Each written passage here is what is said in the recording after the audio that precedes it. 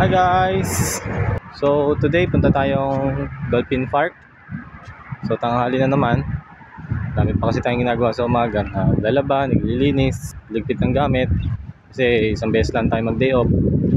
So dapat linisin. Linisin na. Medyo malayo ang lakad natin pagka baba natin ng bus. Mga 1.4 kilometers sabi ni Google. And may dalawang options kasi pagka nagdalawang bus ako, di mas maikli ang lakad, parang 500 meters na lang. Pero pagka nag-isang bus lang ako, mas mahaba ang lakad ko, mga around 1.4 kilometers.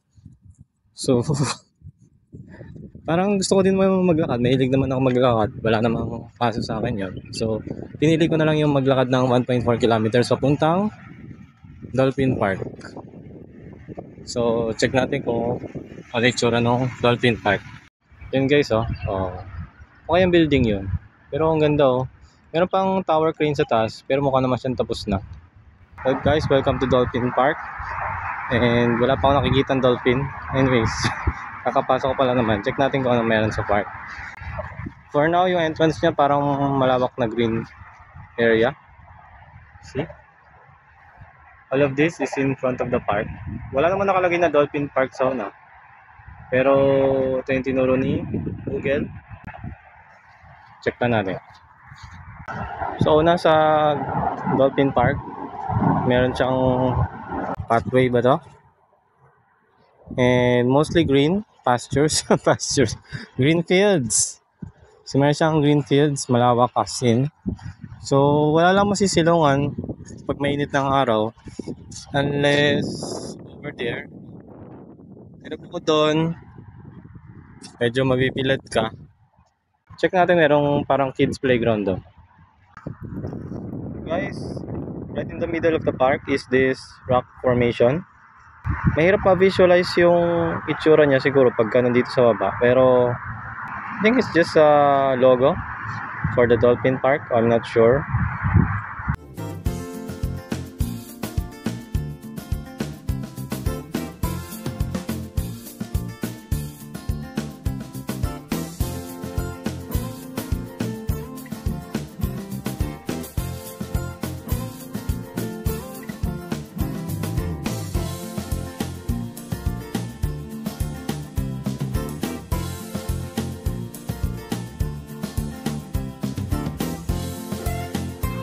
Guys, so still within the park, meron tayong playground.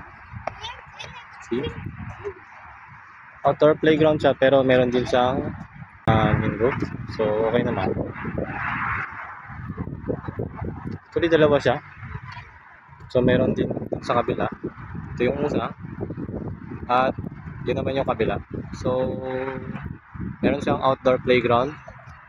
And siya within the fence, and around it ay may bench. It's a good place to relax, lalo na gusto mo maglakad, mag-isip-isip, magmuni-muni. Yan, ganda dito. Then punta tayong court. Pwede ka din magtayo ng camp tulad noon. Tapos may grilling stations din. So may mga grilling stations siya dito kung gusto mong mag-ihaw. Nasa gilid lang yon. So kung balak nyo mag-ihaw, pwede kayo magdala ng ihaw dito. Dala lang kayong pang ihaw. Okay, so ito yung tsura ng isang mga grilling stations nila. So kailangan mo din para magdala ng sarili mong ihawan. Yan, and meron din siyang court that serves also as a mini soccer field. See? Paano lang sila. Pero pwede na. Guys, look sa park, meron siyang sinabi dito ang try free. Try din ka kaya i-try? Baka wala namang bantay. Sabihin ko, wala ka sigurong pagsasabihan, pwede mo i-try. Try natin. So guys, hindi siya actually free. Tingnan ko yung barcode scanner niya dito sa harap. Kaso kailangan mong magbayad ng may payment siya para magamit mo. 3 to unlock and 1 AED per minute. Tapos parang credit card pa yung mode of payment niya. So hassle siya gawin. Kaya siguro next time na lang pagka gusto ko talaga. Pero mas maganda pa rin. Tingnan mo to. See? Pwede ka mag-ride dyan ng scooter or skates. Straight siya. Parang pagpupunta ka ng park, automatic na para ma-enjoy mo din. Dapat meron kang mga skate, bikes, ganyan. Ito maglakad syempre. Pero para mas i-enjoy mo siya lalo pagka meron ka ng mga yan. Bukod sa paglalakad. Parang ginawa yung mga park niya para maging skate friendly, bike friendly. Sa tabi ng park ay I think it's a long river. Ang haba niya. It's along the park. Siyempre, lampas pa ng park. Then, napakalinis ng tubig. See? Siguro merong isda yan, di lang natin makita. Kasi malaki na siya eh, oh. And doon pa yung city. Sa dulo ng park ay yan na. See? Isang mahabang line beside the river. So para siyang Manila Bay. Then maganda siguro to sa gabi kasi may mga street lights din siya sa gilid ng park.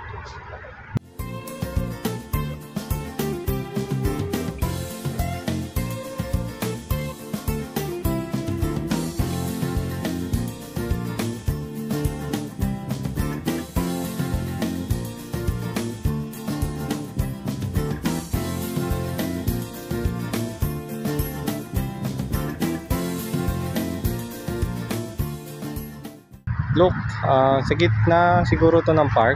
Meron siyang parang ano ang tawag dito?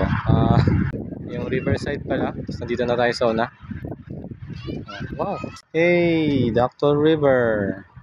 Ganda ng view oh. Sarap siya kung mag-relax ka lang. Promise. Dalawang upuan dito. Tambay ka. So dito hindi ka naman upo. Yan. Dala kang sariling upuan para may sandalan ka. Diba? Tulad ng mga yan. May seats sila doon. Sarap. Siguro sadya na yung upuan doon. Guys, bakanting upuan. Try natin. Dali. Yes! Sarap. Tingnan mo ang view ko. Pwede nang matulog. Tapos kulimlim pa ngayon. Hindi siya ganun kainit. Sarap. Tapos hindi naman pababa. Wow. Total relaxation guys. Pari ko masarap dito pagka sunrise or sunset siguro. Hindi ko lang sure kung saan lumulubog at sumisikat yung araw. Pero tingin ko magandang view dito.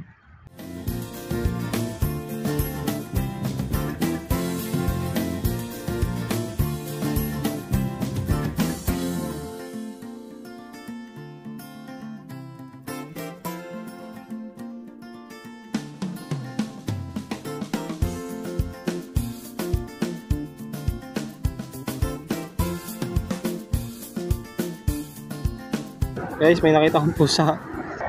So far dito sa Abu Dhabi puro pusa nakikita ko pero walang aso. Oh, umiga na. Gusto na magpakamot. Meow meow. Dito sa Abu Dhabi wala ako nakikita ganong aso na gala. Ang gala lang nakikita ko dito lagi pusa. Malalambing sila, hindi naman sila takot sa tao.